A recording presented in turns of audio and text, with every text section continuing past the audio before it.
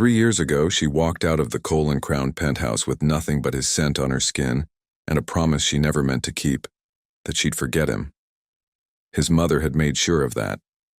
A private meeting, documents spread across a mahogany desk, and Vivian Cole's voice like silk-wrapped steel.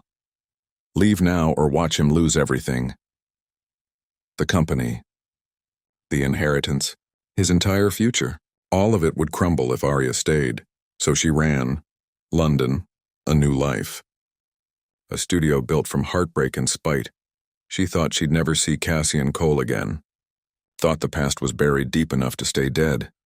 Then the email arrived. A campaign opportunity too big to refuse. Eternal Lines. Her creative vision. Produced by the one company she'd sworn to avoid.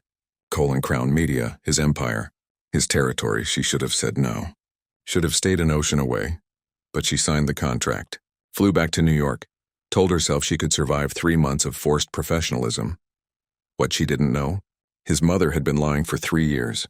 About the money. About the threats. About everything.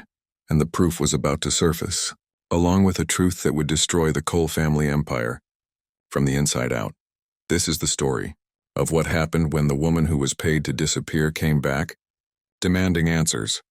And the billionaire, CEO who'd never stopped looking for them. The morning light through the plane window felt too bright, too insistent. Arya Bennett pressed her forehead against the cool glass, watching New York's skyline rise like teeth through the haze. The city hadn't changed. Steel, glass, ambition, all of it exactly where she'd left it. She'd changed, though. 3 years in London had sharpened her edges, turned her portfolio into something formidable. Bennett Atelier wasn't just a dream anymore. It was real, funded, respected. She'd built it from hotel rooms and coffee shop corners, fueled by spite and the kind of heartbreak that either breaks you or forges you into something harder. The cabin smelled like recycled air and someone's vanilla perfume. Her suitcase, black leather, corners scuffed from too many airports, sat in the overhead compartment. Inside, sketches for the campaign that brought her back. The Eternal Lines collection. A blockbuster launch for a luxury brand that wanted someone fearless behind the creative vision. What they didn't mention in the contract. The production partner, Cole and Crown Media, his company. His empire she'd signed anyway. Because running forever wasn't a strategy. Because she'd earned this and Vivian Cole's money and venom couldn't chase her from every room in Manhattan. The seatbelt sign blinked off. Arya stood, pulled down her bag, and stepped into the aisle. 3 years. She could survive 3 months of forced professionalism. She'd survived worse. If you've ever had to face the place or person you fled from, hit subscribe. This story goes places you won't expect. The launch party was all champagne flutes and calculated networking, held in a penthouse gallery that probably cost more per night than most people made in a year. Arya arrived in black silk, simple, elegant armor disguised as evening wear. She'd learned that trick in London. Dress like you belong, walk like you own the room, and most people won't question it. She recognized faces. Executives from the luxury brand. A few journalists she'd worked with. Then across the marble floor near the floor-to-ceiling windows overlooking the city, him. Cassian Cole hadn't aged so much as crystallized. Still tall, still dark-haired, still carrying himself like gravity worked differently for him. Tailored suit, silver cufflinks catching the gallery lights. He was talking to someone, an older man in a navy blazer, but his posture was all ice, all control. Arya told herself she'd prepared for this. Told herself she could handle polite distance, professional civility. She was wrong. Their eyes met across 30 feet of polished floor. The gallery noise, laughter, clinking glasses, murmured deals seemed to drop away. His expression didn't change. Didn't soften, didn't harden, just held, like he was cataloging her. Like he'd been waiting. She turned away first. Forced herself toward the bar. Ordered sparkling water with lime because she needed her hands occupied and her head clear. The bartender poured. She lifted the glass. You came back. His voice, low and controlled, came from directly behind her, close enough that she could feel the heat of him, smell the faint cedar of whatever cologne he still wore. Her fingers tightened on the glass. I came back for work, she said, not turning around. Not for you. Funny, I don't remember offering. She did turn then because silence felt like retreat and she'd promised herself no more retreating. He was closer than she'd expected. Close enough to see the faint line of tension in his jaw, the way his dark eyes tracked her face like he was searching for something specific. "This doesn't have to be complicated," Arya said, keeping her voice steady. "We're professionals. We can handle 3 months of collaboration without what?" Cassian's mouth curved, but it wasn't quite a smile. "Without dredging up the past? Without acknowledging that you disappeared in the middle of the night with a 4-line text that explained nothing? I explained everything that mattered. You explained nothing. You left." The words hung between them, sharp-edged and old. Someone laughed nearby, high, performative. A camera flashed somewhere across the room. Arya's pulse kicked up, adrenaline mixing with something she refused to name. "I need air," she said. She moved toward the terrace doors. He followed. Of course he followed. Outside, the city sprawled below them, a million lit windows. The October wind was cool, biting through silk. Arya gripped the railing, metal cold under her palms. "You didn't even give me a chance to what?" She cut him off, turning to face him fully now. "To convince me? To tell me your mother was right? That I was a mistake your empire couldn't afford?" His expression finally shifted. Something darker, angrier. "She had no right. She had every right." "She had documents, Cassian. Contracts, projections, board votes. She showed me exactly what my presence would cost you. Your inheritance, your position, I never asked you to protect me. Someone had to." The words came out raw, unplanned. His jaw tightened. They stood there, 2 feet apart on a Manhattan terrace, and Arya felt the 3 years collapse into nothing. Felt 17 again, 22. Every age she'd been when loving him felt possible. Then his phone buzzed. Once, twice. He glanced down and his whole posture changed. Lockdown, professional mask sliding back into place. "We're being photographed," he said quietly. Arya followed his gaze. Through the terrace doors inside the gallery, a journalist she recognized. Phone raised, angled toward them. The lens caught the city lights reflected back. Cassian's hand moved. Instinct or calculation. She couldn't tell. Settling at the small of her back. Protective. Possessive. All wrong for a woman he supposedly wanted nothing to do with. "Smile," he said. "Or they'll write the story anyway and it'll be worse." But neither of them smiled. The camera clicked. Somewhere in the city below. Tomorrow's headline was already writing itself.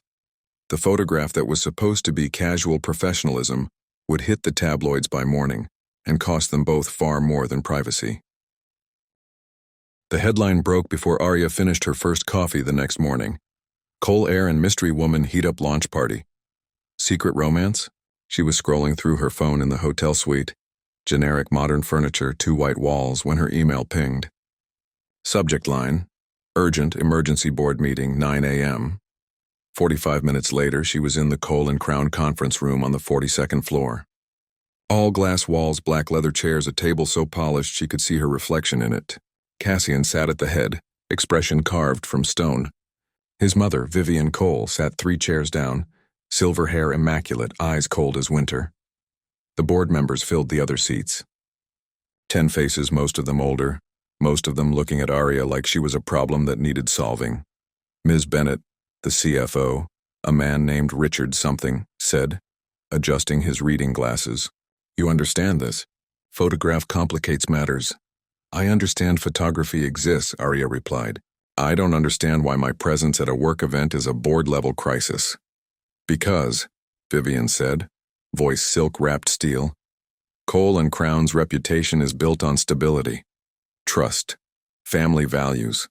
And you," she gestured vaguely at Arya, "represent exactly the opposite." Cassian's jaw tightened, but he didn't interrupt. "The board," Richard continued, "has concerns about this campaign moving forward under current circumstances. We are proposing a solution." Arya felt the trap before he finished the sentence. "You and Mr. Cole will continue the collaboration, as contractually obligated, however." He slid a document across the table. Thick, legal, intimidating. "We're requiring both parties to sign an addendum. A behavioral agreement." "You're joking," Arya said. "Hardly." Another board member, a woman with severe red lipstick, tapped the document. "The terms are simple. For the duration of this 3-month campaign, no private meetings without a third party present. No personal communication outside documented channels. No physical contact beyond professional necessity. No appearances together outside scheduled work events. And if we violate these rules, Cassian's voice was dangerously quiet. Ms. Bennett's contract terminates immediately, with full penalty clauses enforced. You, Mr. Cole, will be placed on temporary leave pending a formal review of your fitness to lead. Richard's expression didn't shift. The company cannot afford another scandal involving you and Ms. Bennett. Not after last time. Aria's hands curled into fists under the table. Last time. They meant 3 years ago when she'd vanished and the gossip had circulated for months. Speculation about a broken engagement, family disapproval, money changing hands. None of it true, but all of it damaging. This is punitive, she said flatly. You're treating us like children who can't be trusted. We're treating you like adults who made poor choices, Vivian said. And ensuring those choices don't cost this company its credibility. Cassian stood abruptly, chair scraping back. We'll sign. Aria's head snapped toward him. What? We'll sign, he repeated, looking directly at her now. Because the alternative is walking away, and neither of us wants that. You worked 3 years for this campaign. I'm not letting them take it from you over a photograph. How generous, Vivian murmured. He ignored her, pulled a pen from his jacket pocket, clicked it once, and signed his name across the bottom of the addendum. Then slid it toward Aria. She stared at the document, at the rules laid out in neat legal paragraphs, at the trap disguised as protection. But he was right. Walking away now meant everything she'd built. Bennett Atelier, her reputation, this campaign, crumbled for the second time because of Cole family politics. She picked up the pen, signed. The board members relaxed visibly. Richard collected the documents. Vivian stood, smoothed her skirt, and walked past without another word. When the room emptied, only Cassian and Aria remained. The city spread out beyond the glass walls, indifferent to their private war. 3 months, he said quietly. We follow their rules. We deliver the campaign. We don't give them ammunition, and then you go back to London, I stay here, and we never have to see each other again. The words should have felt like relief. Instead, they felt like amputation. Clean, necessary, unbearable. If you're already invested in where this goes, drop a comment and tell us, have you ever had to work alongside someone you couldn't forgive? Let's talk about it below. The first real test came 1 week later, at a luxury brand showcase in Soho. All exposed brick and Edison bulbs, models draped in next season's collection, champagne served in crystal that probably cost more than Aria's hotel suite. She arrived 10 minutes early. Strategy, not nerves. Wearing emerald silk that made her look expensive and untouchable. The contract rules were clear. Appear together only at scheduled events. Maintain professional distance. No personal exchanges. She could do this. She'd survived worse rooms. Cassian was already there near the back wall talking to someone she didn't recognize. Dark suit, white shirt open at the collar, looking like he'd stepped off the cover of a magazine about successful men who made poor relationship choices. Their eyes met briefly. He nodded, acknowledgement, nothing more. She returned it. Professional.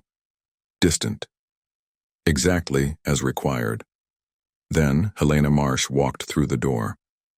Aria recognized her immediately. Fashion editor, notorious gossip columnist, the kind of woman who built careers on other people's scandals. She wore red like a warning, heels that clicked purposefully across the hardwood floor, and she was heading straight for Cassian. Mr. Cole. Helena's smile was all teeth. How delightful to see you. And how surprising to hear about your recent reunion with Ms. Bennett. Care to comment? Cassian's expression didn't shift. Ms. Bennett and I are collaborating on a campaign. There's nothing more to comment on. Really? Because the photograph from last week suggested something rather more. Suggested inaccurately. Aria's voice cut across the space as she approached. She kept her posture relaxed, champagne flute in hand, smiling like this was just another tedious industry conversation. Tabloids do love their narratives, don't they? Helena's gaze shifted, assessing. Ms. Bennett, I didn't expect you back in New York so soon. Opportunity doesn't wait, Aria said smoothly, and Cole and Crown offered the best production partnership for Eternal Lines. It would have been foolish to refuse over old gossip. Old gossip. Helena's smile widened. Is that what we're calling broken engagements now? The air in the room seemed to thin. Arya felt every eye turned toward them. Industry insiders, brand representatives, models pretending not to listen while absolutely listening. Cassian shifted slightly, positioning himself at an angle that would allow him to step between them if needed. Protective instinct, maybe, or damage control.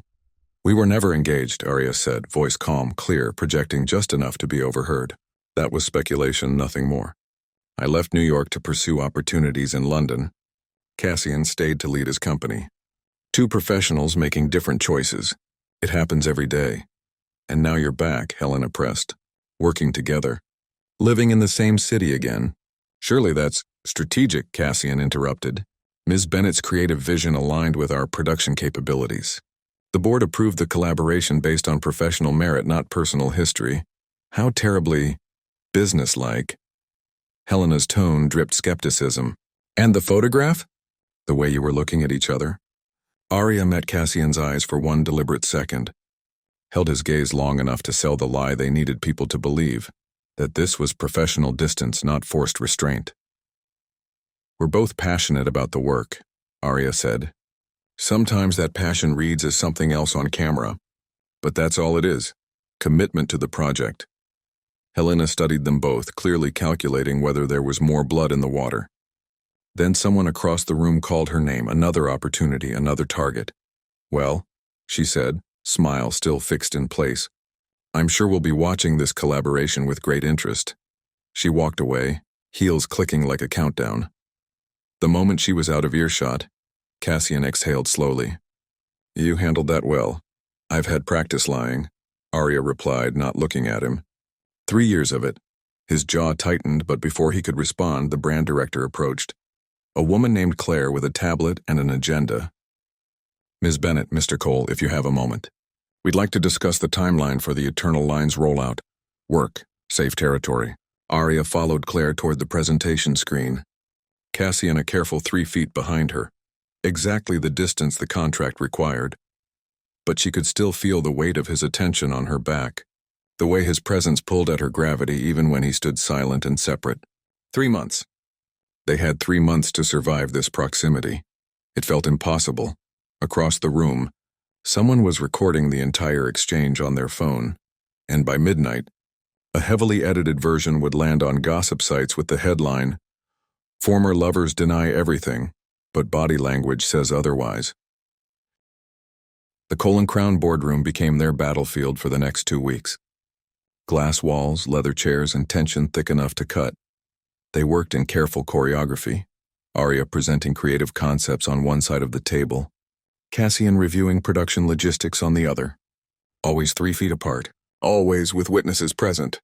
The marketing team, the legal advisor, the brand representatives who flew in from Milan, professional, distant, exactly, as contracted, but chemistry doesn't read contracts. The second test came during a presentation to the luxury brand's European executives, video conferenced in from Paris, Milan, and London, high stakes, high scrutiny. The kind of meeting where one misstep could tank the entire campaign. Arya was mid-presentation, explaining the visual narrative for Eternal Lines, how each piece would tell a story of permanence in a disposable world, when the video feed glitched. The screen froze on a slide showing her preliminary sketches. "Technical difficulties," someone muttered. The IT specialist fumbled with cables. The Europeans looked impatient, checking watches, whispering to each other in rapid French and Italian. Arya felt the room's confidence draining like air from a punctured tire. Then Cassian stood. "While we resolve the technical issue," he said, voice calm and commanding, "let me walk you through the production timeline." He moved to the whiteboard, uncapped a marker. "Ms. Bennett's vision requires precision at every stage. Here's how we'll deliver it." He started mapping out schedules, resource allocations, post-production phases, speaking with the kind of authority that made people lean forward and listen. But every third sentence he'd reference something from Arya's presentation. As Ms. Bennett noted, the emotional arc here is crucial. Ms. Bennett's choice to anchor this in texture rather than color allows for... He was elevating her work while buying her time, making her indispensable to the narrative even when technology failed. The IT specialist finally got the video feed working. Arya resumed her presentation. But now the Europeans were nodding, engaged. already sold on the vision because Cassian had laid the foundation. When the meeting ended, contracts signed, timeline approved, the room emptied quickly. Just Arya and Cassian remained, the whiteboard still covered in his neat handwriting. "You didn't have to do that," she said quietly. "Do what?" He was gathering papers, not looking at her. "Save me. The presentation was mine to salvage. I wasn't saving you." He finally met her eyes. "I was protecting the campaign. If the Europeans walked, we both lose." "Right. Professional necessity." "Exactly." But his jaw was tight, and his eyes held something that wasn't entirely professional. Something that looked like the ghost of the man who used to stand in her corner without needing a reason. Arya's phone buzzed. A text from her assistant in London. "New gossip piece just dropped. You should see it." She pulled up the link. The article was already trending. Cole and Crown's power couple? Body language expert analyzes viral boardroom moment. Someone had filmed the meeting through the glass walls. Captured the moment Cassian stood to defend her work. The way they'd moved around each other with unconscious synchronization. How his hand had hovered near her elbow when she'd stumbled slightly on a carpet edge. The body language expert's analysis was damning. These two exhibit classic signs of suppressed intimacy, mirrored gestures, protective positioning, prolonged eye contact masked as professional engagement. Whatever they claim publicly, their bodies tell a different story. Cassian read over her shoulder, close enough that she could smell cedar and something warmer, coffee maybe, or just him. Close enough to violate the 3-foot rule. "They're reaching," he said. "They're not wrong." The words hung between them, dangerous and true. His breath caught just slightly. For one reckless second, Arya thought he might close the distance, might break every rule they'd signed. Then his phone rang. He stepped back, answered. Business voice, corporate mask sliding back into place, but the damage was done. The article would circulate. The board would see it. And the carefully maintained fiction of their professional distance was crumbling faster than either of them could rebuild it. By evening, the video had been clipped and edited into a 30-second loop on social media, tagged Barris Colin Bennett, her second chance love, billionaire romance, and Vivian Cole had already called an emergency review meeting for the following morning. The emergency meeting felt like an inquisition. Same conference room, same glass walls, but this time Vivian presided from the head of the table like a queen addressing traitors. The board members sat in judgment.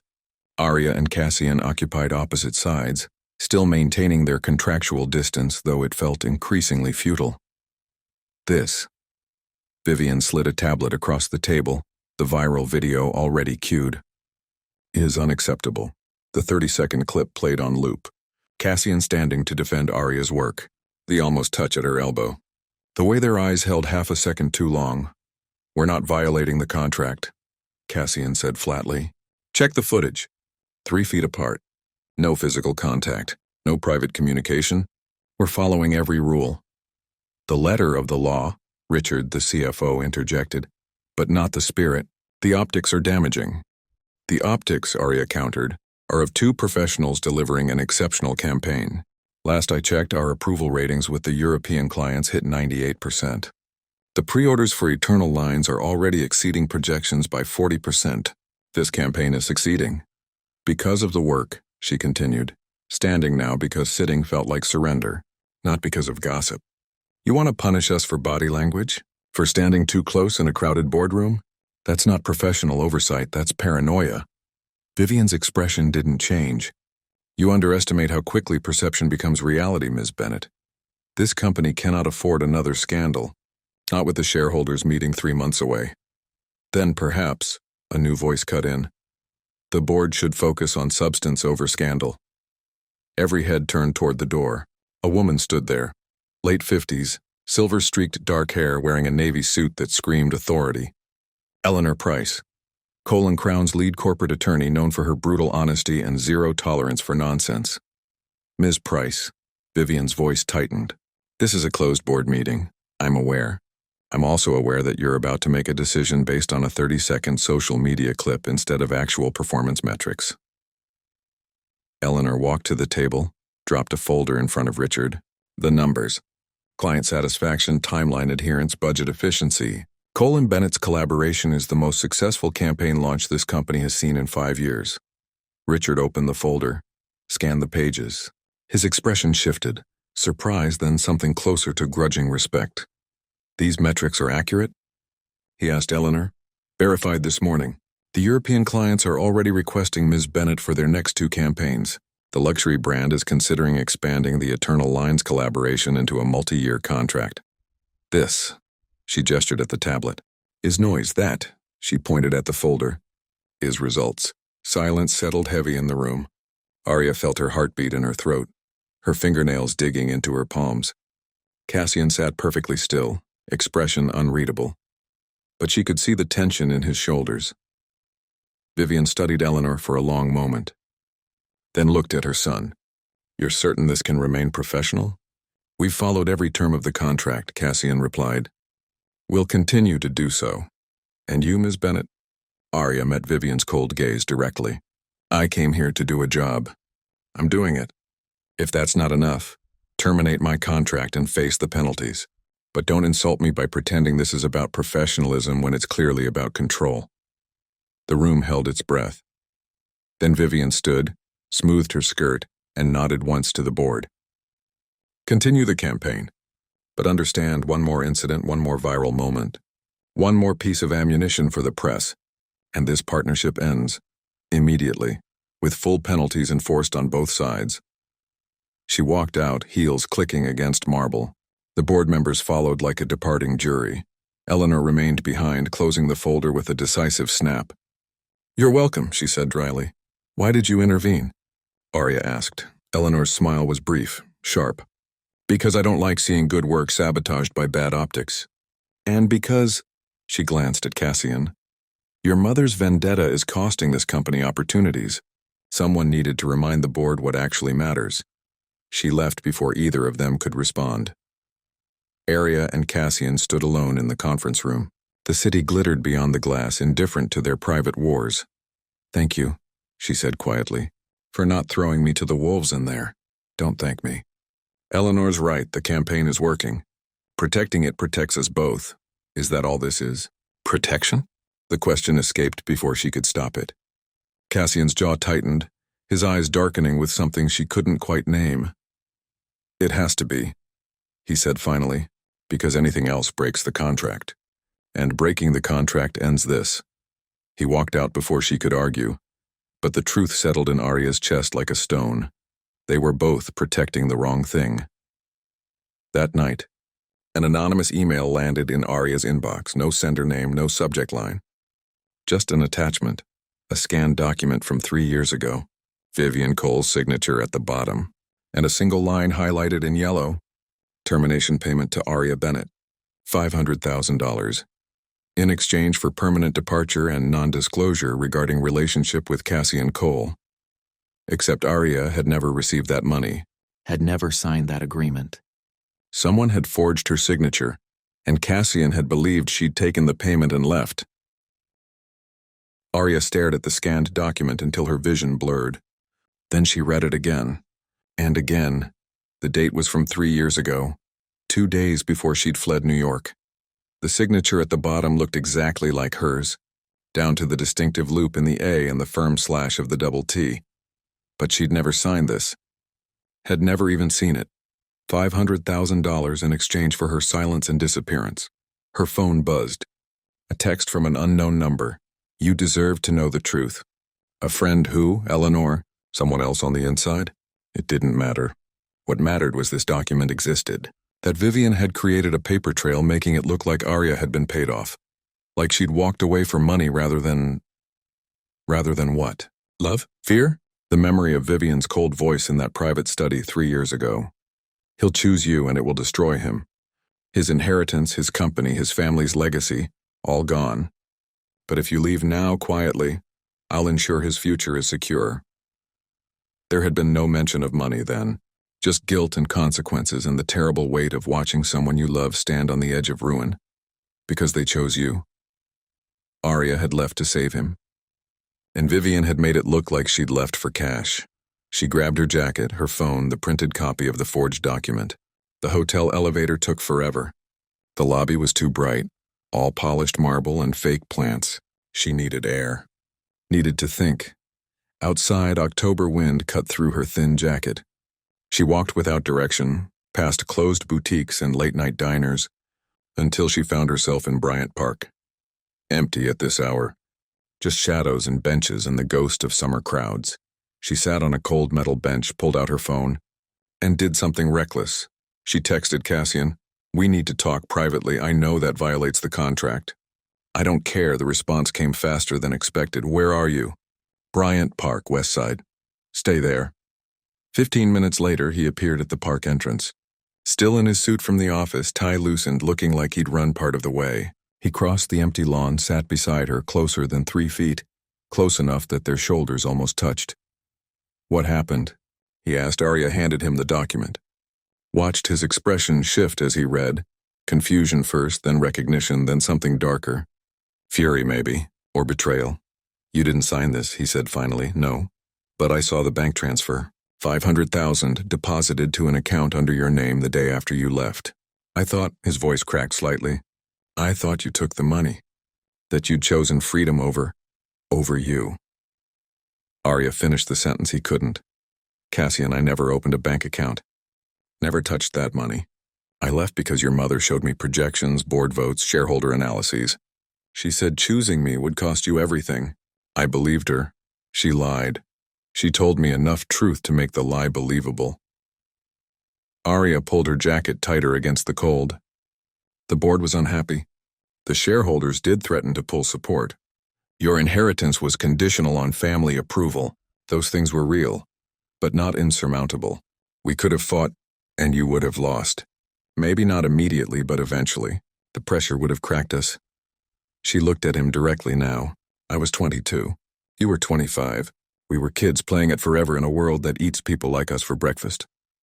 Cassian was quiet for a long moment. The park lights cast shadows across his face, made him look older, harder. "So she paid someone off," he said slowly. "Created a false bank account, forged your signature, made it look like you'd taken a payoff. Then showed me the evidence to make sure I hated you enough not to chase you. Apparently. And the money? I don't know where it went. Maybe it never existed.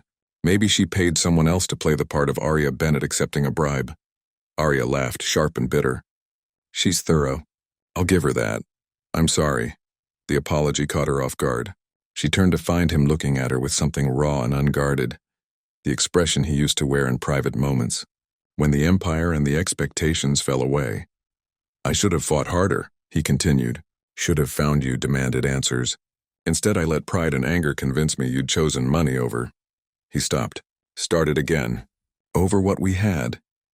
"What we had was never going to survive her," Arya said quietly. "Not then, and now?" The question hung between them, dangerous and necessary. Arya felt the weight of it. 3 years. 2 signatures on a contract, a forged document, and the truth finally crawling into light. "Now," she said, "we have 2 months left on a campaign, a contract that forbids private meetings, and evidence that your mother committed fraud to separate us. That's not an answer. It's the only answer that's safe." But safe felt like a lie when he was sitting this close, when she could see the pulse at his throat, when the air between them felt charged with everything they weren't saying. Cassian reached into his jacket pocket, pulled out a small object and placed it on the bench between them. A locket, silver, tarnished, old. Arya's breath caught. She knew that locket. Had given it to him the night before she'd left, a birthday gift she'd saved months for. Inside, a photo of them on the Brooklyn Bridge at sunset, laughing at something stupid, young and reckless and whole. "I kept it," he said quietly. "Even after I thought you'd betrayed me. Even when logic said I should throw it away. I kept it." She picked it up, felt the familiar weight, the worn edges. Opened it, their faces looked back, ghosts of who they'd been. "Why?" she asked. "Because some part of me never believed the lie. Never could." He stood abruptly, ran a hand through his hair. "We should go. Someone might see us here, and the contract—" "Screw the contract." He looked at her, startled. "I'm serious." Arya stood too, facing him fully. "Your mother forged documents, framed me for taking a payoff, and manipulated both of us into years of pain. The contract is just another leash, another way to control the narrative. If we break it, you lose everything. I lost everything 3 years ago. Losing it again can't hurt more than living the lie." His expression shifted, something breaking, something releasing. What are you saying? I'm saying maybe it's time we stop letting her write the story. The park stretched empty around them. Somewhere in the distance, a siren wailed. The city moved on, indifferent to their revolution.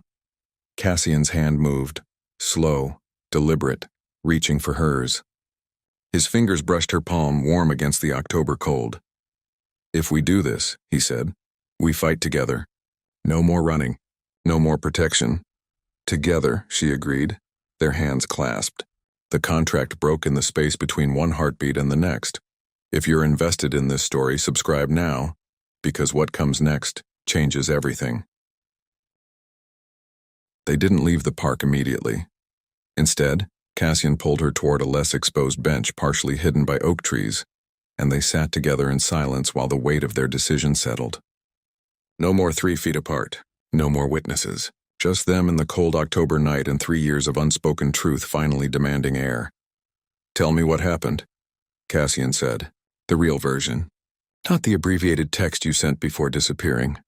Arya exhaled slowly, watching her breath fog in the cold. Your mother called me to her study. Just us. She was surgical about it. Said she'd had private investigators tracking our relationship for months. Said the board had prepared a formal vote to challenge your inheritance if you proceeded with marriage plans. She showed me documents, shareholder letters, legal opinions, family trust stipulations. All real? Real enough. I was 22, Cassian. I didn't know how to verify corporate documents or challenge board decisions. I just knew that loving you was going to destroy everything you'd worked for. His jaw tightened. She had no right. She had every right as CEO and as your mother. She was protecting the empire. Arya's voice stayed steady, factual. She told me I had 2 choices. Stay and watch you lose everything or leave quietly and preserve your future. She made it clear which choice she expected. So you left.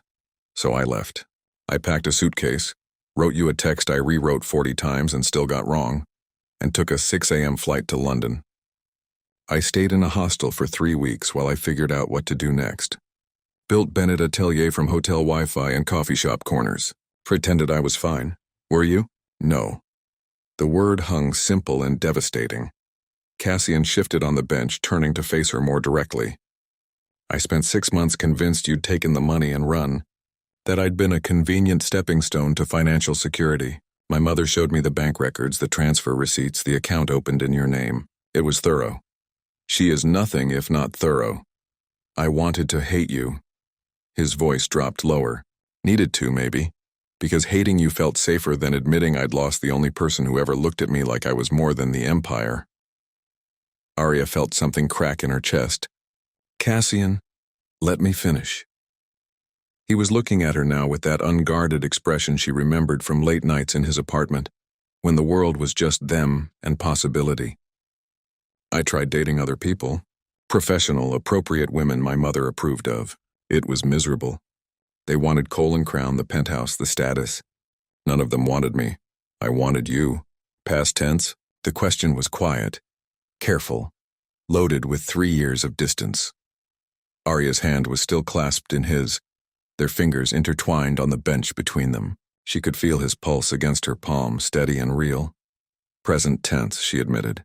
Even when I thought I hated you, even in London when I was building something new. You were always there like a song stuck in my head. His thumb traced slow circles on the back of her hand. The night you left, I sat in my apartment until sunrise. Kept checking my phone thinking you'd call, explain, give me something more than 4 lines of text. You never did. I couldn't. If I'd heard your voice, I would have come back. And coming back meant watching you lose. Everything. You should have let me make that choice. Maybe. But I was 22 and terrified, and your mother was very convincing about the consequences. They sat quiet for a moment. A couple walked past on the far side of the park, laughing about something, oblivious to the small revolution happening on a bench in the shadows. What do we do now? Arya asked. We have 2 months left on the campaign. A contract we just violated. Your mother, who's already proven she'll destroy anyone who threatens her control. This isn't a fair fight. Then we change the rules. Cassian stood, pulled her up with him. My mother forged documents, committed fraud, and manipulated both of us. That's not just unethical, it's criminal. Eleanor Price specializes in corporate fraud cases. We give her the evidence, let her build the case. That means going to war with your own mother. It means exposing the truth. There's a difference. Arya studied his face in the dim park lighting. The determination there, the anger, but also something softer. Grief maybe for the family relationship this would fracture beyond repair. "Are you sure?" she asked. "Because once we do this, there's no going back. She's your mother. The company is your legacy. You're worth more than legacy," he said simply. The words hit like falling, like flying, like every moment of the last 3 years collapsing into this one. Arya's throat tightened with emotion she couldn't quite name. Relief, terror, hope. Something dangerously close to the feeling she'd run from at 22. "We need evidence," she managed. "More than just the forged signature. Bank records, paper trails, anything that proves she created the false account. I know someone." Cassian pulled out his phone, started typing. "Former FBI, now private investigator. Specializes in financial fraud. If there's a trail, he'll find it. How long? Week, maybe 2. He's thorough. 2 weeks. And in the meantime?" Cassian pocketed his phone, looked at her with that expression that used to undo her completely. "In the meantime, we finish the campaign.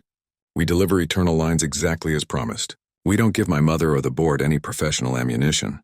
And personally, his hand came up, brushed a strand of hair from her face, fingers lingering at her temple. "Personally, I'm done pretending I don't care. Done following rules designed to keep us apart. But we're smart about it, private. No more public moments that feed the tabloids, and so we're together," he finished. "If that's what you want." Arya's heart was doing something complicated in her chest, racing and breaking and rebuilding simultaneously. 3 years. 3 years of distance and lies and forced indifference collapsing in a cold park on a Wednesday night. "It's what I want," she said, "but I'm terrified." "Good, me too." His smile was slight, real. "Means we're doing it right this time." He kissed her then, slow and careful, like relearning a language he'd once been fluent in. Arya's hands found his jacket lapels, pulled him closer, and for 30 seconds the world was just sensation. Cold air, warm mouth, the familiar, unfamiliar taste of him. When they broke apart, his forehead rested against hers. "We should go," he murmured, "before someone photographs us and tomorrow's headline ruins everything we just decided." Probably wise. But neither of them moved immediately. The park held them in its shadows, granted them this pocket of privacy. Finally, Cassian stepped back, took her hand. "I'll walk you back to your hotel. Different routes just to be safe. Paranoia or caution?" "Survival." They left the park separately, Cassian first, then Arya 3 minutes later. She watched him disappear into the city lights, felt the absence like cold water. But her phone buzzed before she'd walked a block. Text from Cassian. "Tomorrow breakfast, 7 a.m. There's a diner in Tribeca, corner of Chambers and West Broadway. Quiet, no one from the company goes there." She typed back, "I'll be there." Arya? "Yeah, thank you. For coming back. For not letting her win." Arya stared at the message for a long moment, then replied, "Thank you for keeping the locket." The diner was exactly as promised. Worn vinyl booths, coffee that tasted like burned promises, fluorescent lights that made everyone look slightly ill. Perfect anonymity in a city of 8 million. Arya arrived first, claimed a corner booth, ordered black coffee she didn't drink. Cassian appeared 7 minutes later in jeans and a plain black sweater. Civilian clothes, not the armor of expensive suits. He looked younger this way, closer to the version of himself she'd fallen for. He slid into the booth across from her, ordered coffee. The waitress, bored, middle-aged, wearing a name tag that said Deb, filled both cups and wandered away. "I contacted Marcus," Cassian said quietly, pulling out his phone. "The investigator. He's already started pulling bank records, and that was fast. I told him it was urgent. He's looking for wire transfers, shell accounts, any financial trail connecting my mother to the false bank account in your name. If she moved that money, there's a record." Arya wrapped her hands around the warm coffee cup. "And if he finds it? Proof of fraud? Then we take it to Eleanor. Let her decide how to proceed legally. Corporate fraud, forgery, defamation, the charges could be serious. Serious enough to remove her as CEO?" Cassian's expression was unreadable. "Possibly. The board would have grounds for immediate termination. But that's—" He stopped, started again. "That's my mother. The company is her legacy too. Are you having second thoughts? No.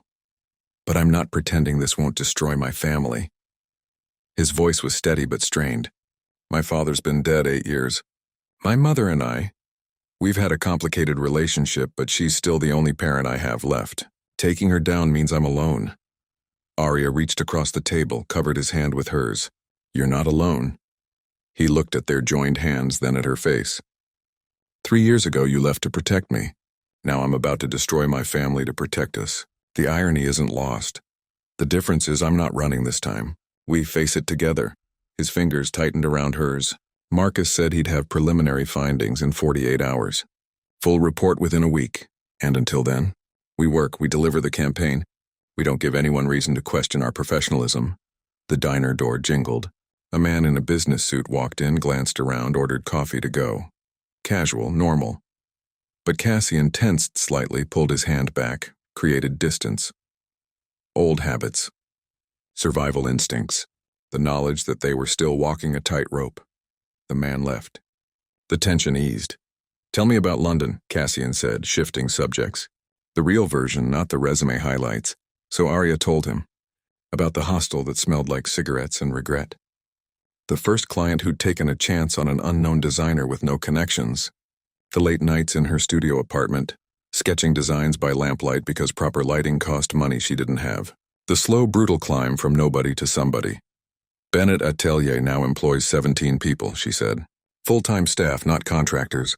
I pay fair wages, health benefits, the works. It's not empire level, but it's mine. You built that from nothing. From spite and heartbreak. Turns out they're excellent motivators. His smile was slight but genuine. I'm proud of you. For what it's worth. It's worth something. Deb returned with the coffee pot, refilled their cups without asking. Background noise from the kitchen. Dishes clattering, someone shouting an order. The ordinary rhythm of a place that didn't care about their drama. Cassian's phone buzzed.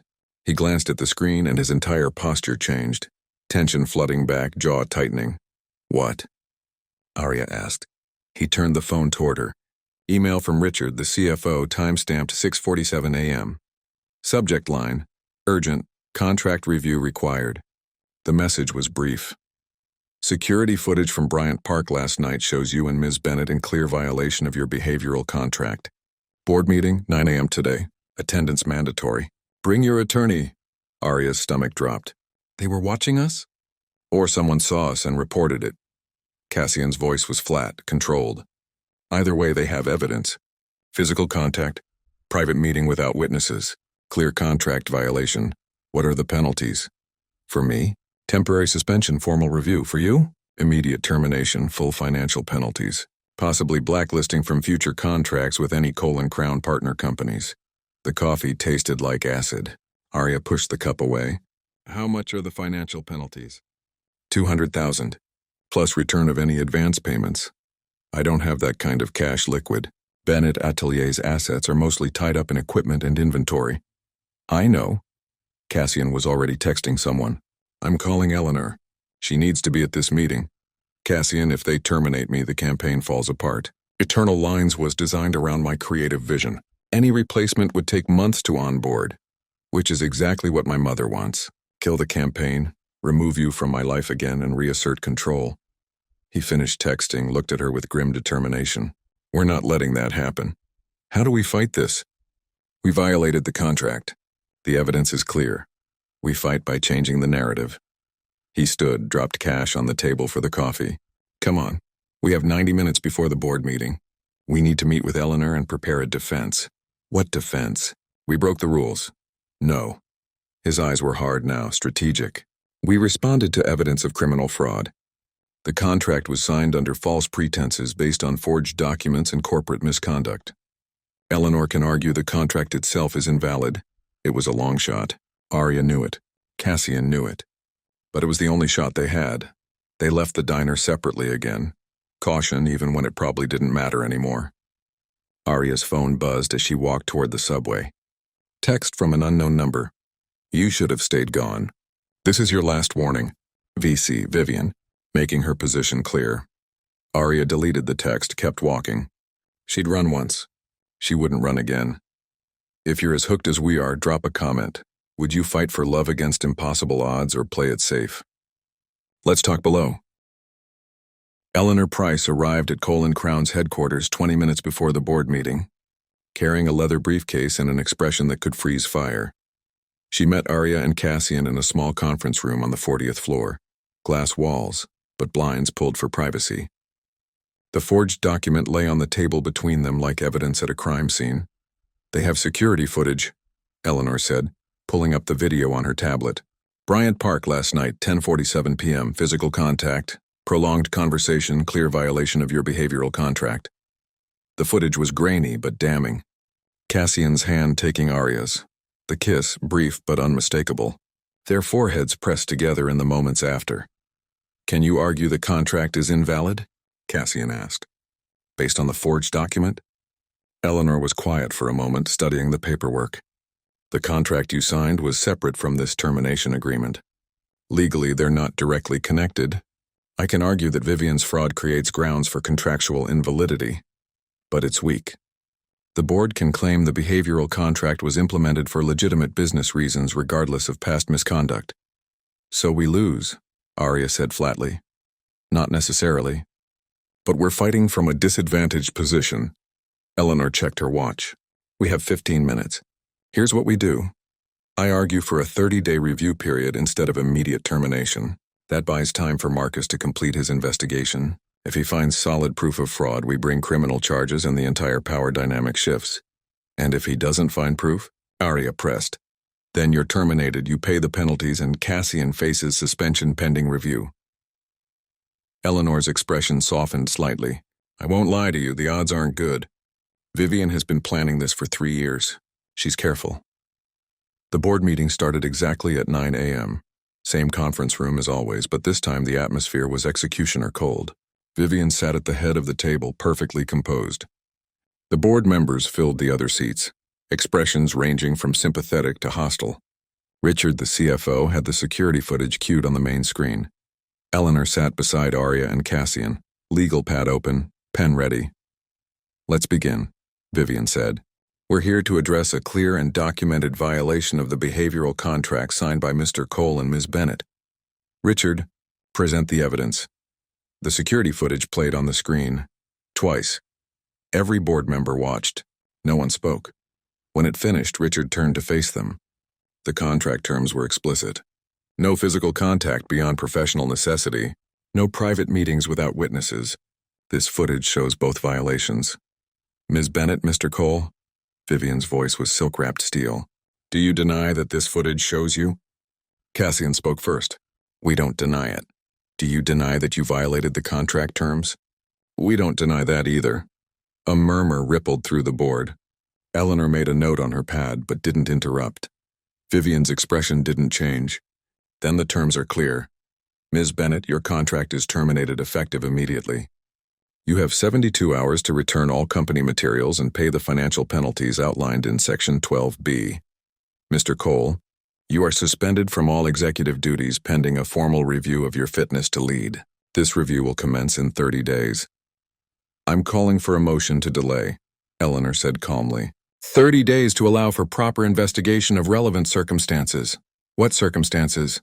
One of the board members, a woman named Patricia, asked. Eleanor slid a copy of the forged document across the table. Evidence of fraud committed by Mrs. Cole 3 years ago. A termination agreement with Ms. Bennett's forged signature, accompanied by a fraudulent bank account and transfer that never reached Ms. Bennett.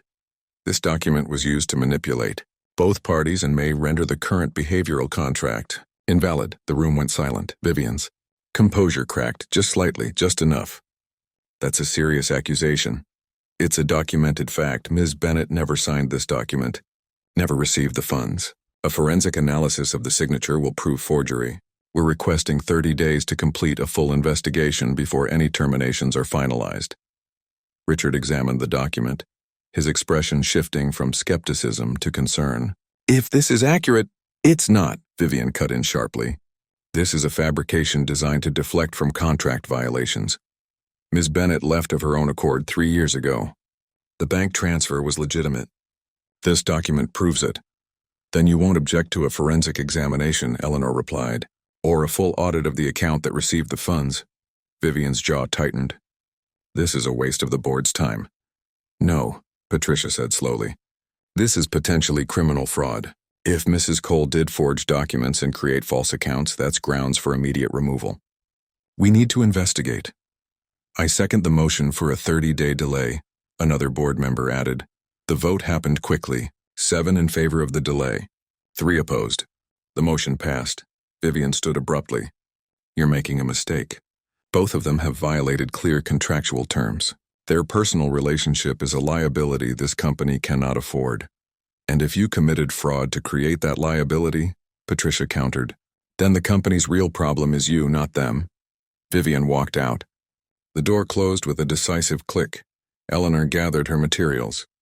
You have 30 days. Marcus needs to deliver ironclad evidence, or this delay just postpones the inevitable. Arya felt the weight of it settle. 30 days to prove what Vivian had spent 3 years covering up. 30 days before losing everything again. Thank you, Cassian said to Eleanor. Don't thank me yet. We're still losing. Eleanor paused at the door. But at least now we're losing slowly. The next 2 weeks were brutal. Arya worked on eternal lines from her hotel room, stripped of access to Cole & Crown's offices. Cassian, suspended from executive duties, operated from his apartment, coordinating with department heads through intermediaries. They communicated only through encrypted messages and brief, careful phone calls. The campaign deadline loomed, 6 weeks until the official launch. The European clients were getting nervous. The luxury brand was asking questions.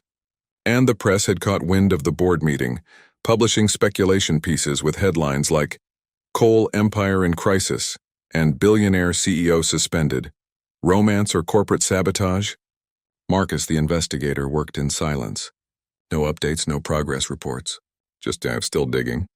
These things take time. Arya felt herself fracturing under the pressure. Late nights staring at design sketches that blurred together. Coffee that tasted like defeat.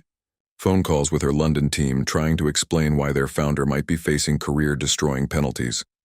On day 14, at 2 a.m. her phone rang. Cassian, I can't do this anymore, she said instead of hello. Do what? Wait, hope. Pretend we're going to win. Her voice cracked. Your mother is too careful. Too thorough. If there was evidence to find, Marcus would have found it by now. He still has 16 days. 16 days until they terminate my contract, ruin my company, and make sure I never work in this industry again. Arya laughed, sharp and bitter. I should have stayed in London. Should have turned down the campaign. Should have... Don't what? Don't regret coming back. Don't regret us. His voice was quiet and tense. If we lose, we lose. But at least we lose together. At least we stopped running. Arya closed her eyes, pressed the phone against her ear like it could bring him closer. I'm scared. Me too. They stayed on the line in silence for a long time. Not talking, just breathing, just existing in the same moment despite being miles apart. Then Cassian said, Arya, when this is over, regardless of how it ends, I want you to know something. What? I would choose you. Over the company, the inheritance, all of it. I would choose you every time. The words broke something in her chest, or maybe fixed something. She couldn't tell anymore. Cassian, you don't have to say anything. I just needed you to know. They hung up. Arya sat in the dark hotel room watching headlights move across the ceiling, and let herself believe for just a moment that choosing each other might be enough. 3 days later, Marcus called. I found it, he said. All of it. You're going to want to sit down. Marcus delivered his report in person, meeting them in Eleanor's law office on a gray Thursday afternoon. Rain streaked the windows. The city looked blurred, like a watercolor left out in the weather. He spread documents across Eleanor's conference table. Bank statements, wire transfer receipts, corporate emails, depositions. A paper trail 3 years deep. Here's what happened, Marcus began, pointing to the first document. 3 years ago, Vivian Cole opened a bank account under the name Arya Bennett. Used a fake social security number, fake address in Queens. Deposited $500,000 from a Cole & Crown subsidiary account labeled consulting fees. How did she create the account with fake information? Eleanor asked. She didn't do it herself. She paid someone. Marcus pulled up another document, a sworn statement. Timothy Brennan, former Crown financial advisor. He handled the account creation, forged the signature, processed the transfer. I tracked him down in New Jersey. He was willing to talk once I mentioned the statute of limitations on fraud had expired for his involvement, but not for Vivian's as the primary perpetrator. Arya leaned forward, studying Brennan's statement. The details were meticulous: dates, locations, exact amounts. He'd kept records, insurance he called it, in case Vivian ever turned on him. "Where did the money go?" Cassian asked. "That's the interesting part." Marcus pulled up a bank ledger. The account sat dormant for 2 months. Then the full amount was transferred to an offshore account in the Cayman Islands, registered to a shell company called Eternal Holdings LLC. Vivian's the sole beneficiary. "She paid herself," Eleanor said quietly. "Created a false payment to Arya, then recovered the funds through a shell company." "Exactly. And there's more." Marcus tapped another document. "I found the original termination agreement, the real one before it was altered. No signature line for Arya, no mention of payment. Just a standard confidentiality clause. Vivian added the payment terms and forged signature later, specifically to show Cassian after Arya left. So she engineered the entire breakup," Arya said, voice hollow. "Pressured me to leave, then framed me for taking money I never received." "Yes, and she was thorough." Marcus pulled up a final document, an email chain between Vivian and Brennan. The timestamp was from 3 years ago, 2 days before Arya left New York. The emails were damning. "Vivian, the Bennett situation needs resolution. I want documentation showing she accepted financial compensation in exchange for departure." Brennan, "That would require forging her signature on a termination agreement." Vivian, "Then forge it. Make it look legitimate. Cassian needs to believe she chose money over him." Brennan, "Understood. I'll have it ready within 24 hours.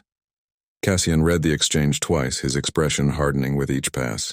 "My mother explicitly ordered the forgery. That's conspiracy to commit fraud." "Among other charges," Eleanor agreed. "Forgery, wire fraud, money laundering through the shell company. This is criminal, not just civil." "What's our next move?" Arya asked. Eleanor was already typing on her laptop. "We take this to the board immediately. Private meeting, no advance notice to Vivian. We present the evidence, demand her resignation as CEO, and recommend criminal charges. The board will have no choice but to act." "When?" Cassian's voice was controlled, but Arya could hear the tension underneath. "Tomorrow morning, 8 a.m. Eleanor looked at both of them. "This will be public, messy. The press will have a field day." "Are you both prepared for that?" "She destroyed 3 years of our lives," Arya said. "I'm prepared to fight back." Cassian reached for her hand under the table, squeezed once. "Together," Eleanor nodded. "Then let's end this." The emergency board meeting was called for 8 a.m. Friday. Eleanor sent the summons at 11 p.m. Thursday night, too late for Vivian to prepare a defense, early enough to ensure all board members could attend. Arya barely slept. She arrived at Crown headquarters at 7:45 a.m., wearing the same black suit she'd worn to the original launch party. Armor, professional dignity. Cassian met her in the lobby. He looked like he hadn't slept either, shadows under his eyes, jaw tight with tension. But when he saw her, something in his expression softened. "Ready?" he asked. "No, but let's do it anyway." They rode the elevator to the executive floor in silence. Eleanor was already in the conference room, setting up a projector. Marcus had sent digital copies of all evidence, organized into a presentation that would take approximately 30 minutes to walk through. The board members arrived in clusters. Patricia first, with Richard close behind. Others followed, 10 faces, most of them looking confused about the early summons. Vivian arrived last, perfectly composed in a gray suit, expression giving nothing away. "What is this about?" she asked Eleanor coldly. "Evidence of corporate fraud," Eleanor replied. "Please sit down, Mrs. Cole. Everyone needs to hear this." The presentation began at 8:03 a.m. Eleanor walked them through it methodically. The forged document, Brennan's sworn statement, the bank records, the offshore account, the email chain. Each slide built on the last, constructing an irrefutable narrative of fraud and manipulation. The board members' expressions shifted from confusion to shock to anger. Richard's face went pale. Patricia took notes furiously, her hand shaking slightly. Vivian sat motionless, watching the presentation with no visible reaction. When Eleanor finished, silence filled the room like water. Finally, Patricia spoke. "Mrs. Cole, do you deny any of this evidence?" "I deny the interpretation," Vivian said calmly. The termination agreement with Ms. Bennett was legitimate. If there were administrative errors in how the payment was processed, that's regrettable but not criminal. Administrative errors? Marcus's voice came from the doorway. He'd been waiting outside and now he entered carrying a folder. "You explicitly ordered the forgery." "That's not an administrative error. That's conspiracy to commit fraud." He handed Vivian a document. "A subpoena. The New York District Attorney's Office is opening a formal investigation," Marcus continued. "Based on the evidence I provided, they're pursuing charges of forgery, wire fraud, and money laundering. You're required to appear for questioning on Monday." Vivian's composure finally cracked. Her hand trembled slightly as she set down the subpoena. "This is a coordinated attack. Ms. Bennett and my son are conspiring to remove me from the company I built." "You removed yourself," Eleanor said. "The moment you committed fraud. I was protecting this company." "By destroying two people's lives?" Cassian's voice cut across the room, sharp and controlled. "By forging documents and framing Arya for taking money she never received? By manipulating both of us into believing lies for 3 years? You don't understand the pressure I was under. The board wanted you to choose between her and your inheritance. I found a solution that preserved both, by making me believe she'd betrayed me. By making her believe she was protecting me by leaving. That's not a solution, Mother. That's cruelty." Vivian stood abruptly. "You'll regret this. Both of you. When the press gets hold of this story, when the shareholders lose confidence, when Cole & Crown's stock plummets, you'll regret choosing her over the empire." "The only thing I regret," Cassian said quietly, "is not looking for the truth 3 years ago." Richard cleared his throat. "Mrs. Cole, given the evidence presented and the pending criminal investigation, I'm calling for a vote. Immediate resignation as CEO, effective today with full board support for criminal prosecution if warranted. All in favor?" 10 hands raised. Only Vivian's remained down. "The motion passes," Richard said. "Mrs. Cole, you are removed as CEO of Cole & Crown Media. Effective immediately. Security will escort you from the building. You have 24 hours to collect personal belongings under supervision." Vivian looked at her son for a long moment. "You'll never forgive me." "No," Cassian agreed. "I probably won't." She walked out without another word. Security followed. When the door closed, the room exhaled collectively. Eleanor began collecting documents. "The DA's office will likely schedule depositions next week. Both of you should prepare to testify." "What about the campaign?" Arya asked. "Eternal Lines launches in 4 weeks. The contract termination is void," Richard said. "Ms. Bennett, you're reinstated immediately with our apologies. Mr. Cole, your suspension is lifted. The board will need to appoint an interim CEO, but that's an internal matter." Patricia smiled slightly. "I nominate Cassian Cole for interim CEO. He's more than proven his commitment to this company's integrity." The vote passed unanimously. If this story has kept you on the edge of your seat, hit subscribe, the ending is worth it. And drop a comment. Have you ever had to choose between family loyalty and doing what's right? The press conference was scheduled for 2 p.m. that same day. Eleanor advised against it. "Let the DA's office handle the public narrative. A press conference opens you up to hostile questions. We need to control the story," Cassian argued. "Before speculation and rumor do it for us." They held it in Cole & Crown's main conference room, opened to the press for the first time in company history. Cameras, lights, journalists packed shoulder to shoulder. The air hummed with anticipation. Arya stood beside Cassian behind a podium bearing the Cole & Crown logo. Eleanor flanked them on the left. Richard, representing the board, stood on the right. Cassian spoke first, voice steady and clear. 3 years ago, my mother, Vivian Cole, committed fraud to end my relationship with Arya Bennett. She forged documents, created false bank accounts, and manipulated both of us into believing lies. Earlier today, the board removed her as CEO. The district attorney's office is pursuing criminal charges. I'm here to ensure you have the facts, not speculation. The room erupted with questions. Cassian raised a hand. "I'll take questions in a moment. First, I want to address the campaign that brought Ms. Bennett back to New York. Eternal Lines launches in 4 weeks. Despite recent complications, the work continues. Ms. Bennett's creative vision and Cole & Crown's production capabilities remain aligned. This partnership was never about personal history. It was about delivering exceptional work. And we will deliver. Mr. Cole, a journalist near the front, young, aggressive, probably from one of the tabloids. Is it true you and Ms. Bennett are romantically involved? Yes. The simplicity of the answer caught everyone off guard. Cameras flashed. Reporters scribbled furiously. We are, Cassian continued. We were 3 years ago before my mother's interference. We are now. That relationship exists separately from our professional collaboration. Both are real. Both matter.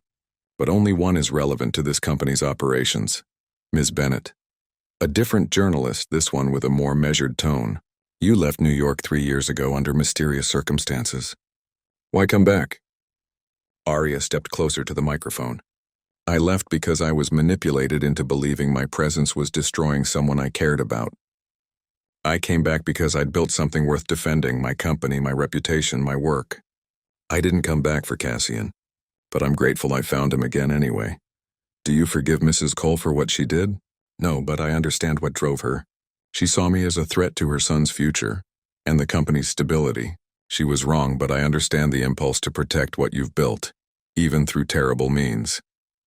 Mr. Cole, will you pursue criminal charges against your mother? Cassian's jaw tightened. The district attorney's office will make that determination. I've provided evidence to support their investigation. Whatever they decide, I'll respect. Even if it means your mother goes to prison? Even then. The weight of those words settled over the room.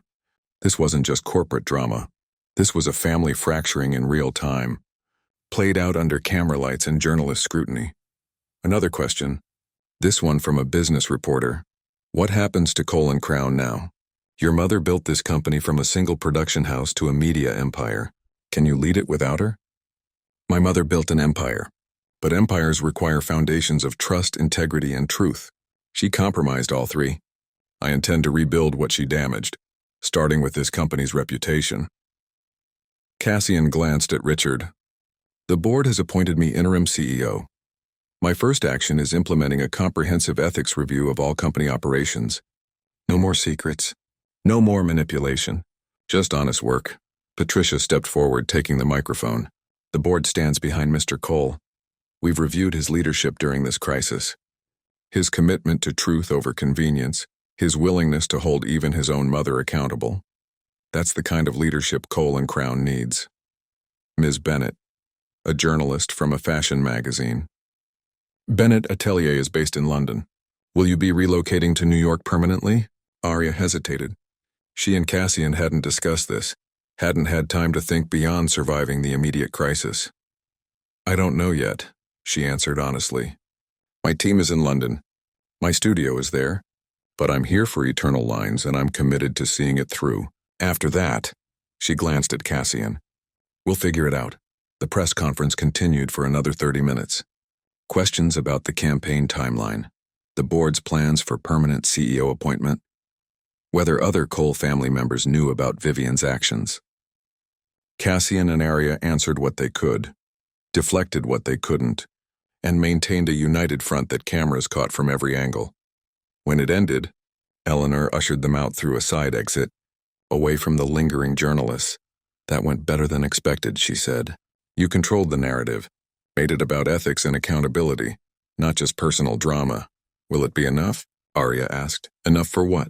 To save the company's reputation, to make sure Eternal Lines isn't tainted by scandal. The work will speak for itself, Eleanor replied.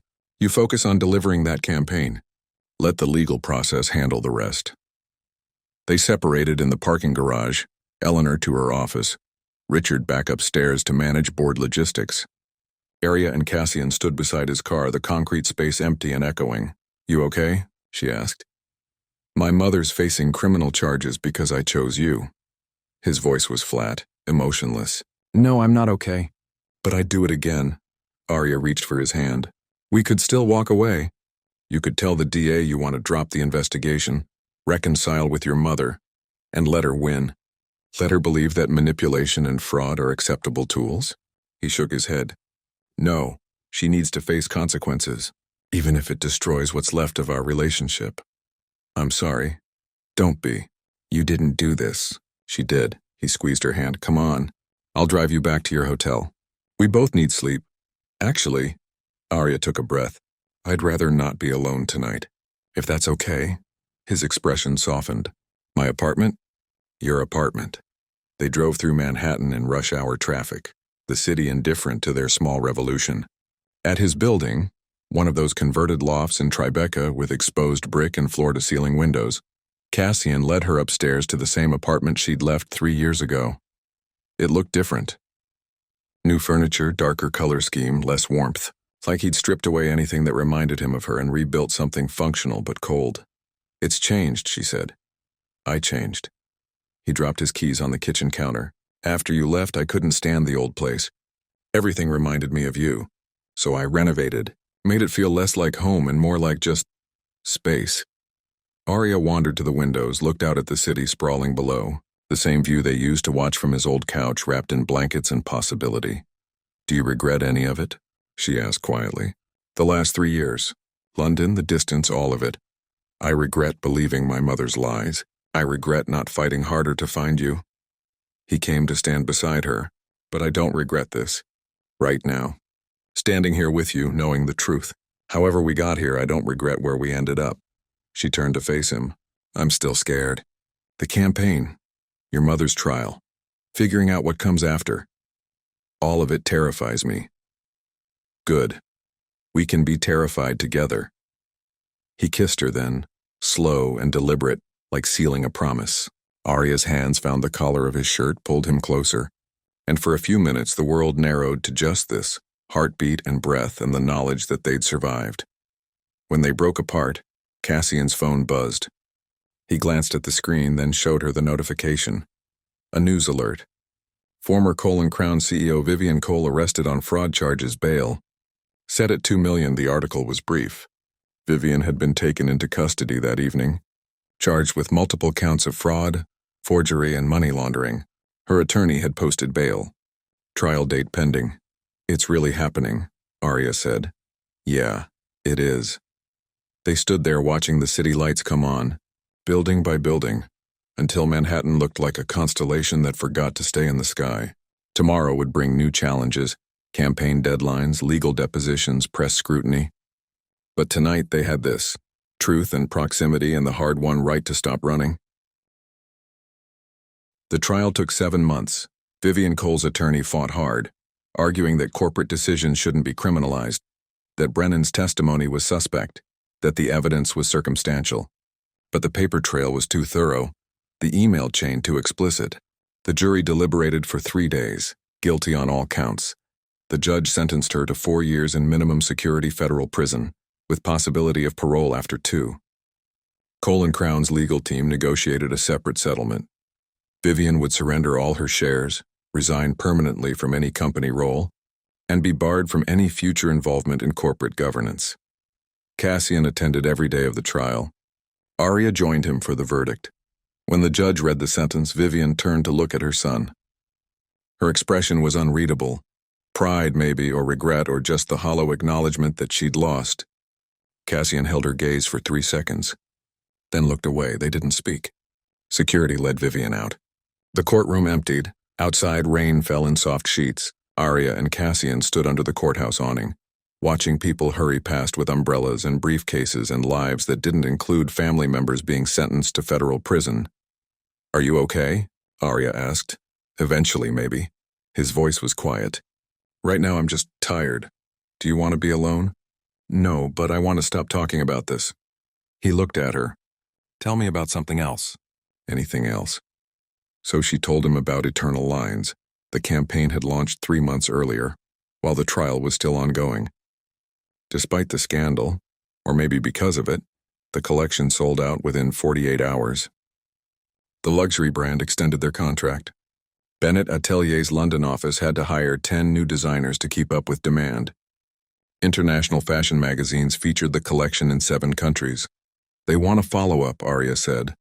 Eternal Lines, the 2nd chapter. Same creative vision, new medium. They're thinking sculpture this time, not just 2-dimensional art. Are you going to do it? I want to. but it means dividing time between London and New York again. More travel, more coordination, more us in different cities. Yeah. They watched the rain for a moment. Then Cassian said, "What if you opened a New York studio? Full operation, not just satellite office. Bennett Atelier could be bi-coastal." Arya turned to look at him. "That's a massive expansion. Hiring, overhead, logistics, it's not simple. Neither is this. But you've done harder things, have I? You built a company from nothing. You survived my mother's manipulation. You came back to New York knowing it might cost you everything." His smile was slight but real. A second studio is nothing compared to that. It was reckless, expensive, the kind of decision that required planning and projections and careful consideration. "Okay," Arya said. "Okay? Let's do it. Bennett Atelier, New York. I'll start scouting spaces next week." They stood there grinning like idiots while rain drummed on the awning and the world moved around them, oblivious to this small revolution of choosing each other again. 1 year later. The gallery opening in Florence was smaller than the New York launch, intentional, intimate, just 200 guests instead of 1,000. The space was a converted palazzo, all marble floors and vaulted ceilings and light that poured through arched windows. Eternal lines. The second chapter occupied 3 rooms, sculptures cast in bronze and silver, each piece telling a story of connection and permanence, hands reaching but not quite touching, threads winding through negative space, the visual vocabulary of love that survives distance. Arya stood near the centerpiece, 2 figures, abstract but recognizable, leaning toward each other with foreheads almost touching. The space between them was calculated, exactly 3 feet. The gallery card beside it read, "Contract 2026 Bronze and Silver. A meditation on proximity and distance, rules and choice." Cassian found her there holding 2 glasses of Prosecco. He handed her one. "People keep asking if the figures are us," he said. "What are you telling them? That all good art is personal even when it's universal?" "That's very diplomatic. I learned from the best." They clinked glasses, sipped. Across the room, Eleanor was talking to a journalist from an Italian fashion magazine. Patricia and Richard had flown in from New York, representing Cole & Crown's continued partnership with Bennett Atelier. The European clients who'd believed in eternal lines from the beginning circulated through the space, admiring the work. "Your mother tried to call yesterday," Arya said quietly. Cassian's expression didn't change. "I know, she left a voicemail. Did you listen to it?" "No, maybe someday." "Not yet?" Vivian had served 10 months of her sentence. Parole was still a year away. She'd sent letters, first angry, then pleading, now just empty. Cassian read them but never responded. Some wounds needed time before they could even begin to think about healing. "She'll keep trying," Arya said. "Let her. I'm not ready to forgive. Maybe I never will be." He looked at Arya directly. "Is that terrible?" "It's human." A photographer approached, asked if they'd pose together near the centerpiece sculpture. They agreed. Not 3 feet apart this time, but side by side, Cassian's hand at the small of Arya's back, her head tilted slightly toward his shoulder. The camera clicked. Tomorrow's art magazines would run the photo with captions about second chances and love that survives scandal. But right now, in this moment, it was just them and the sculpture and the choice to keep choosing each other. The next morning, they walked through Florence's streets before the tourist crowds arrived. October air crisp and clear. Cobblestones worn smooth by centuries of footsteps. They stopped at a cafe, ordered espresso that came in tiny cups, sat outside watching the city wake up. "I got an offer yesterday," Cassian said. "Permanent CEO position at Cole & Crown. Board vote was unanimous. Are you taking it?" "I don't know. It's the empire I was raised for. But it's also the empire my mother built through manipulation and control. I'm not sure I want that legacy."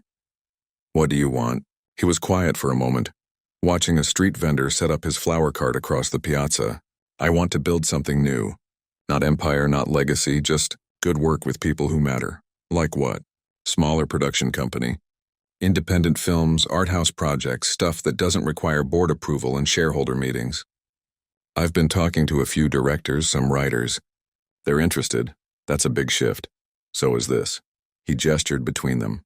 "We're rebuilding everything. Why not rebuild the work too?" Arya smiled. "Cassian Cole, independent filmmaker. Your mother would hate it.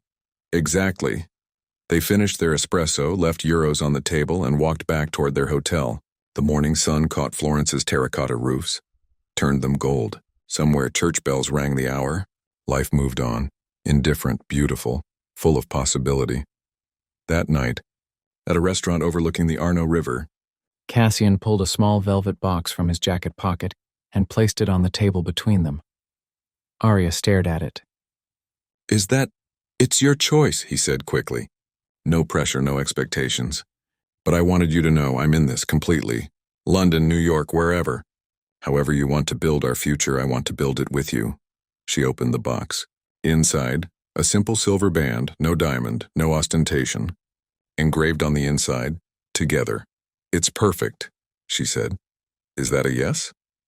It's a yes. He slid the ring onto her finger, right hand, not left. A promise, not a contract. They'd learned the difference. Bennett Atelier New York opened in a converted warehouse in Brooklyn. 15 employees, floor-to-ceiling windows, workspace that smelled like paint and possibility. Arya split her time between London and New York, 6 weeks in each city, building something that existed in 2 places at once, like her life, like her heart. Cassian's production company, named simply Cassian Cole Films, released its first project, a documentary about artists rebuilding careers after scandal. It premiered at Sundance, won Audience Choice Award, and got picked up for distribution by 3 streaming platforms. Cole and Crown thrived under new leadership. Richard took the permanent CEO position. Eleanor joined the board. The company shifted focus toward ethical production practices and diverse storytelling. Vivian served her sentence quietly. Released after 18 months, she moved to a small town in Connecticut. Cassian sent her a brief email. I'm not ready to see you. Maybe someday. Until then, take care of yourself. She responded with one word. Understood. Some reconciliations take years. Some never happen. Both are valid. On a Thursday evening in April, Arya and Cassian hosted a dinner party at their apartment, the one they'd finally chosen together, not his or hers, but theirs. Eleanor came and Richard and Patricia. Marcus brought his wife. The London team video called in for dessert, laughing across time zones, over wine and pasta and stories that turned into jokes. Someone asked Arya, if you could go back 3 years, knowing what you know now, would you still leave New York that first time? She thought about it. Really thought? No, she said finally. I'd have stayed, fought harder, demanded the truth sooner. Regrets? Patricia asked. Lessons, Arya corrected. We can't control what other people do, their manipulation, their lies, their fear. But we can control whether we run or stay. I ran. I'd like to think I wouldn't make that choice again. Cassian's hand found hers under the table. Squeezed once. The dinner continued. Laughter, debate about art and film, and the latest industry gossip. Normal life, rebuilt from scandal and truth. Later, after everyone left, Arya and Cassian stood on their apartment balcony watching the city lights. Brooklyn stretched below them. Manhattan glittered across the river, and somewhere in the distance a plane's lights blinked against the dark. We made it, Arya said. We did. What do we do now? Live. He pulled her closer. Just live. The moral of this story lives in its truth. Dignity isn't about never falling. It's about standing back up and demanding honesty, even when honesty costs everything. Love isn't about protection or control. It's about trust, transparency, and the courage to choose each other even when the world makes it complicated. Boundaries matter. Truth matters. Justice matters. And sometimes the greatest act of love is refusing to let someone you care about be manipulated, even if that someone is yourself. What would you have done in Arya's place? Would you have left to protect someone you loved or stayed to fight for the truth? Drop a comment below and let's talk about it. If this story moved you, hit that subscribe button. We have more stories coming that will make you think, feel, and question what you'd do in impossible situations.